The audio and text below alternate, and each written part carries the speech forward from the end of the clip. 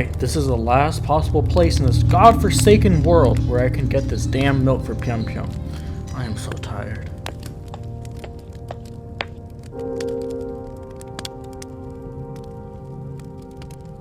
Someplace this is practically falling apart. Is this where the Roman Colosseum ended up? I always wondered why it just disappeared one day. Strange. I knew the gladiators were treated in hellish conditions, but this is ridiculous.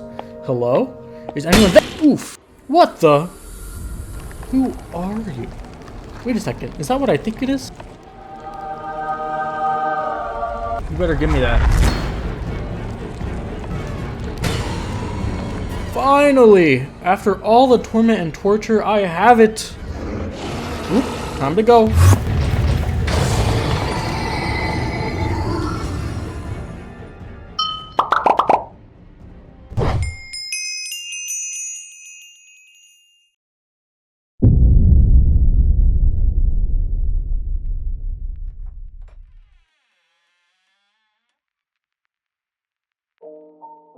Hello YouTube and welcome back to the Theory Crafters, the show which I would say is quite fire. Welcome all to the finale of Cataclysm, at least for now, and it's one you guys have been asking for since the first episode dropped. It has been quite the perilous journey which we have enjoyed every moment of writing since the beginning. However, with the end closing in on us for this series, one is left to ask what our next mod will be, and it will be revealed at the end of the video. For this episode, we will do something a little bit different, as we will be covering 2 bosses instead of 1 in this video, and there's a reason for that. You see, excluding the overworld, the Nether has 2 unique bosses that are held within it, and I believe their stories are connected. These bosses, of course, being the Netherite Monstrosity and Onycs.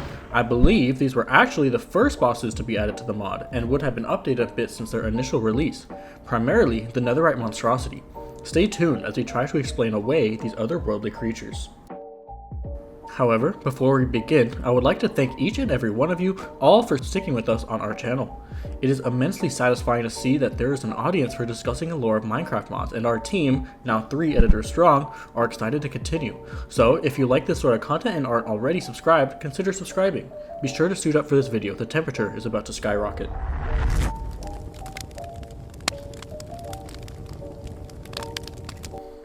We want to begin by providing a little bit of history of our world to provide us a better understanding of what Ignis' burning arena could have been used for. Clearly, the burning arena is meant to be a Colosseum-like structure, so learning about the interesting history of the Colosseum could give us that understanding we're looking for. The Colosseum in ancient Rome began its construction sometime between 70 to 72 AD under the rule of Emperor Vespasian, a rather well-liked Roman emperor.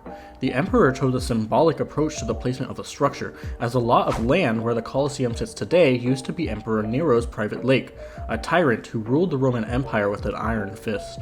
To build the Colosseum, the architects drained the lake, a place once entirely private for a terrible emperor, then created a structure that would publicly hold thousands of Romans. It took roughly 10 years to reach completion, and most sources refer to its official completion year being around 80 AD. Upon its completion, rule over the Roman Empire had been transferred from Vespasian to his son Titus, who celebrated the finished construction with 100 days of games.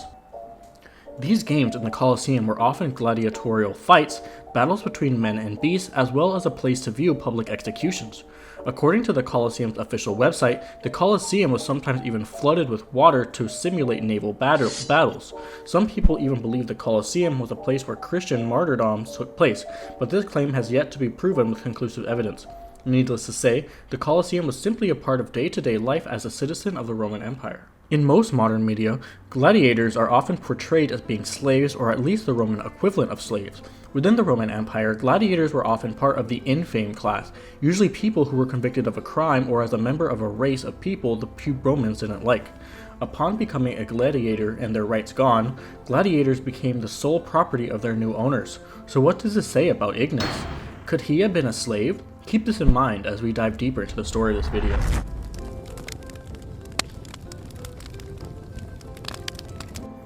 Stepping away from Ignis for a brief moment, as we must talk about where exactly the gladiators would be getting their weapons from.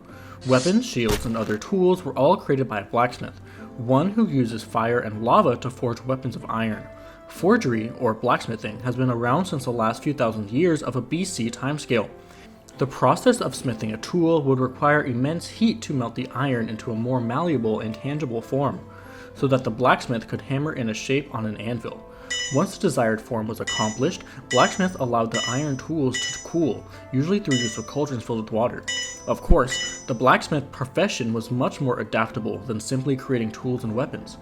They were often the sole person responsible for creating nails, wheel rims, spikes, chains, and a variety of other important objects built out of sturdy iron. This would become what is known as the Iron Age, something we have covered before on the channel with our magnetic caves video. Unfortunately, with the rise of the Industrial Revolution, blacksmithing was outcompeted by factories that produced the same metallic object for a fraction of the time and cost. However, during ancient times, this would likely be the only place where gladiators could receive their armor and weapons. So if Ignis is a gladiator, where were his weapons forged? That's where the second boss of the Nether comes in. The netherite monstrosity is what is referred to as the Soul Blacksmith, a machine designed to create weapons for war.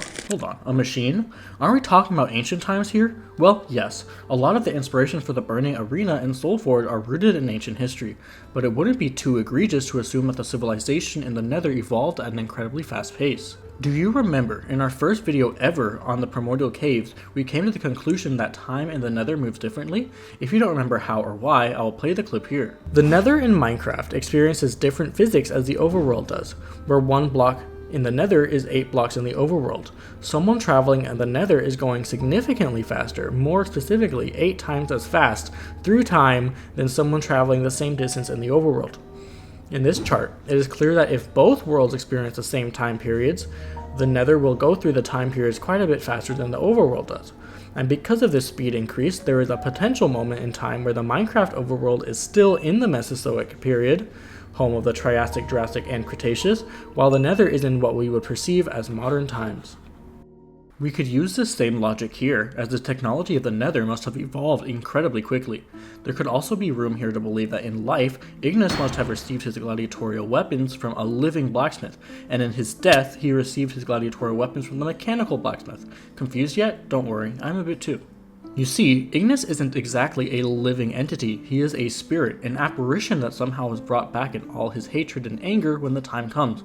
He is literally ignited with the breath of life when you, the player, go to summon him. How do we know that? Well, the only other mob we see in the Burning Arena is what's called the Ignited Revenant, and if you have seen our video we did on Maledictus, we explained that Revenants are vengeful spirits. In other words, very mean ghosts. How does this tie into the fact that the blacksmith of the Soulforge is a machine now? Well, Ignis is essentially an immune spirit. When he loses his battle against a player, the player is able to summon him once more through this altar. Technically, the altar of fire can't summon him a third time, and you'd need to find another Burning Arena to fight him a third time, but I digress. I hear Ender is creating a boss revival system anyway. Regardless, living blacksmiths whose identities don't matter all too much in this narrative are just that, living. They certainly won't live forever, as any living thing is bound by the rules of life, which explicitly state that to end a life is the death of it. However, with the amount of blacksmiths decreasing, the demand to watch Ignis fight was increasing. The only problem? Ignis needed a new shield and weapon every time he was summoned. For this reason, living blacksmiths probably couldn't have kept up with the demand, so they created something to help them.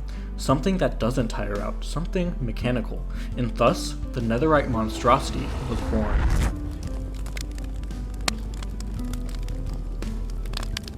There are a number of hints within the Soulforge that suggest that living people once occupied this place first. For one, there are a couple of rooms within the Soulforge that are much too small for the netherite monstrosity to fit through, and the forge is certainly not in any terrible disrepair to suggest that the monstrosity broke through the walls.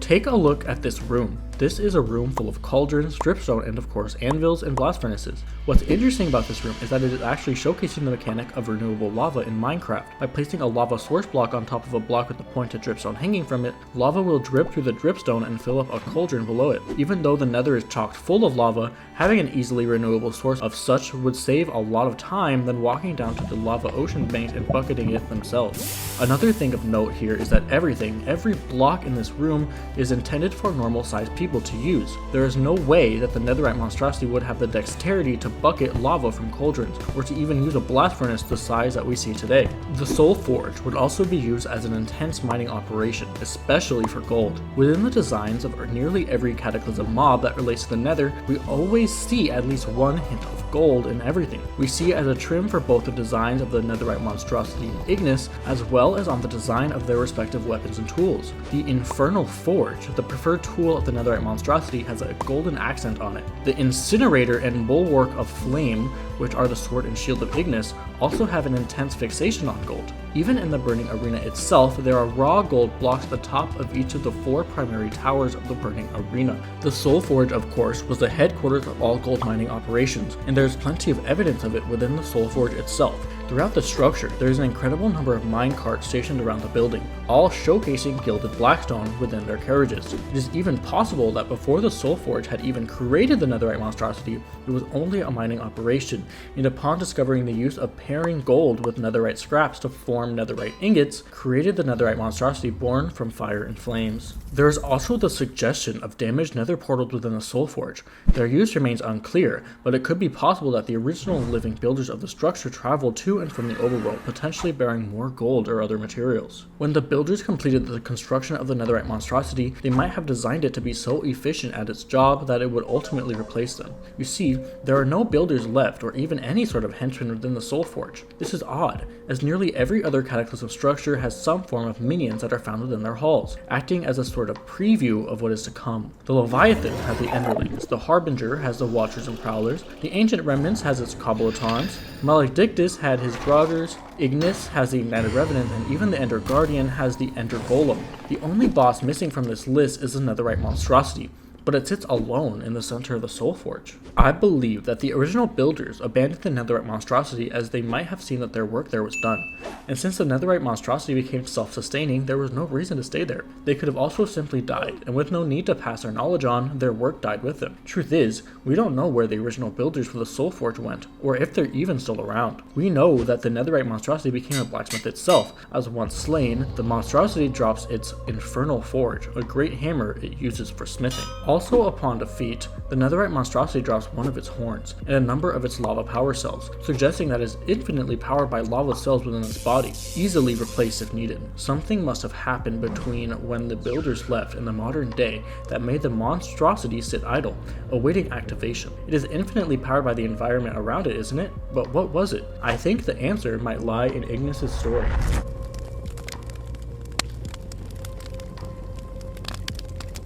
Some clues as to Ignis' origins are actually right there in front of us. He could have been initially a slave within the nether fortresses, as his armor is mainly built out of nether brick. The nether fortresses in Minecraft are known for their brutality, with the wither skeletons, blazes, and various other hazards. It would be the perfect place for someone doomed to a life of slavery to be. It could even be that Ignis learned about his affinity towards fire from the blazes within the fortress. Regardless, the design of Ignis is clearly meant to be an extension of the nether fortress. It could have been where he was stationed until he was eventually brought to the newly built Nether Colosseum, where he would see the fates of many at the blade of his sword. With his agility and bloodlust, Ignis quickly became a fan favorite gladiator that people from all around the Nether would travel hefty distances to witness. However, all things must come to an end. With age came weakness, and Ignis became less agile with every passing year.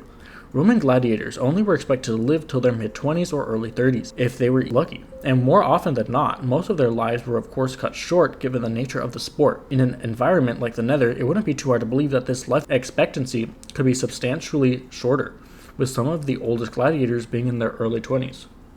Ignis would surpass this life expectancy but paid the price for it. Growing tired and ever so weaker, other new opponents would introduce themselves into the mix and began to actually pose real threats to Ignis and his power. One day, Ignis would enter the arena, only this time, unbeknownst to him, would be his last. It was a day like every other. Weather was of course broiling, and the hardened denizens of the Nether gathered in the amphitheater to witness Ignis' next battle. Expecting a fight as entertaining as all the fights that came before it, they would not know that this would be Ignis' last battle. When Ignis' opponent walked into the arena, his stance would be immense. For once, Ignis felt fear. For a gladiator, fear is unacceptable. With his sword in one hand and shield in the other, the battle began. The newcomer was strong, but Ignis was far more experienced in combat. Successfully blocking attacks with his shield and striking his own sword down at every opportunity, Ignis' fear began to dissipate. His confidence returned, and he felt as if this battle could be winnable. Unfortunately for him, Ignis would begin to blind himself with his own arrogance, and with one foolish motion, the newcomer struck Ignis' sword out of his hand. Now with no sword, he switched over to a more defensive approach, blocking with his bulwark of flame. He tried to make his way over to his sword. Slowly approaching the burning blade, he reached for it. Sadly for him, the newcomer read his strategy and found an opportunity to strike his shield down. Ignis was defenseless. In one act of desperation, Ignis attempted to lunge for his sword. Quite sadly, the newcomer kicked the sword away. Left with no blade and no shield, Ignis saw that the battle was over, and for once, he didn't come out on top. The newcomer plunged his sword into Ignis' body, and just like that, his flame was extinguished. With the defeat of Ignis, the spectators roared in excitement. A legend perished to a newcomer was a feeling of incredible adrenaline. But soon the reality set in. They came to watch Ignis fight. He was a fan favorite, but with the end of his era, who would they cheer for? The newcomer? Sure, he received some new fans, but he certainly wouldn't reach the popularity that Ignis did before. Slowly but surely, the Colosseum saw fewer visitors every event. The owners of the arena obviously weren't happy about losing their patrons, so they began formulating a plan.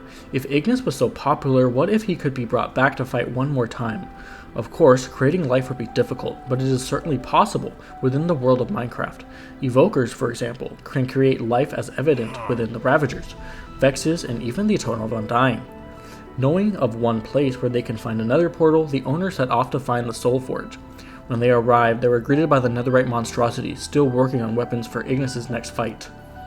When told the news of his passing, the monstrosity would then be told not to stop creating weapons, as they had a plan to bring the famous gladiator back and he would certainly need his equipment. The netherite monstrosity understood and allowed them their travel to the overworld.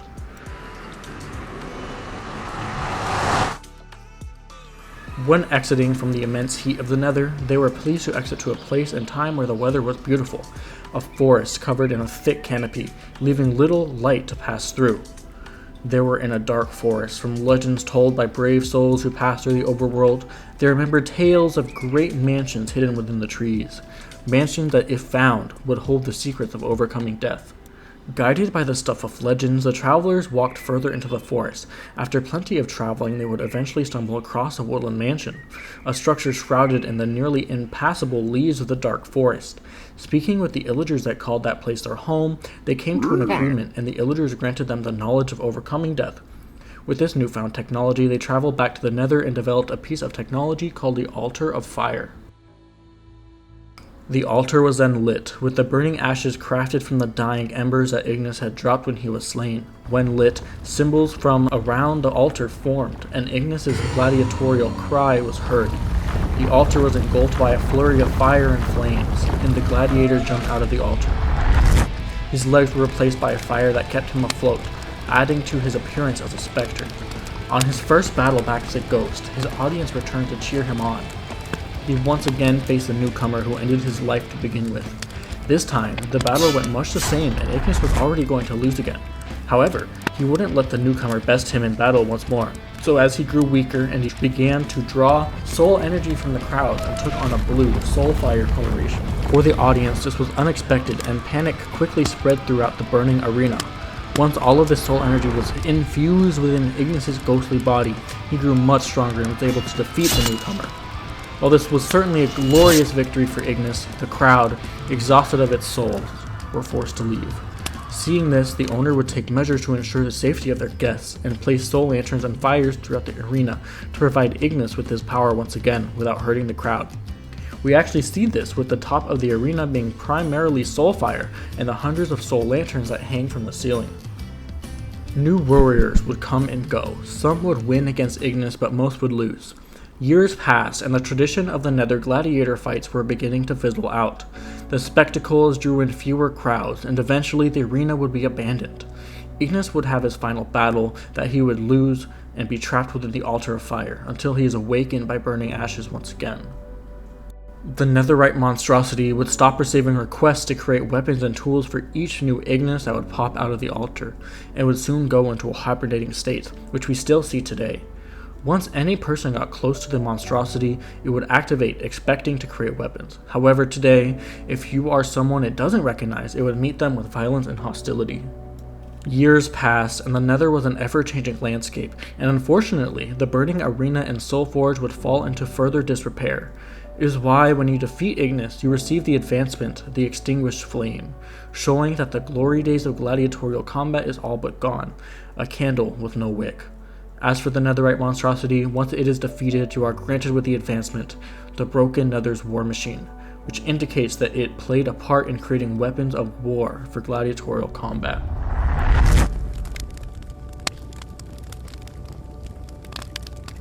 The story of Cataclysm's Nether is quite interesting. From its roots in Roman history to the reliance on blacksmiths to forge deadly items, it is very intriguing to piece together the story of. Of course, as we state in the beginning of each video, that none of this should be regarded as fact. We are but a group of friends who like to overanalyze and write stories about silly Minecraft mods, and this is no different. I encourage you all to write your own story, choose to believe what you would like to believe. That's what Minecraft's all about, isn't it? With the book closing on Cataclysm for now, one is left to wonder what is next.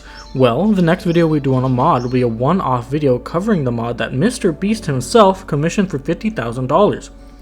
I believe there are a lot of interesting details within this mod that could be worth covering. While we work on crafting theories for our next big series, which we will publicly reveal at the end of that video, I would like to thank you all for watching the Cataclysm series, and we hope to see you in the next video. Wait, before you go, be sure to check out all of our other videos on Under's Cataclysm, our previous series on Alex's Caves, and of course, the most recent Cooking with Piam.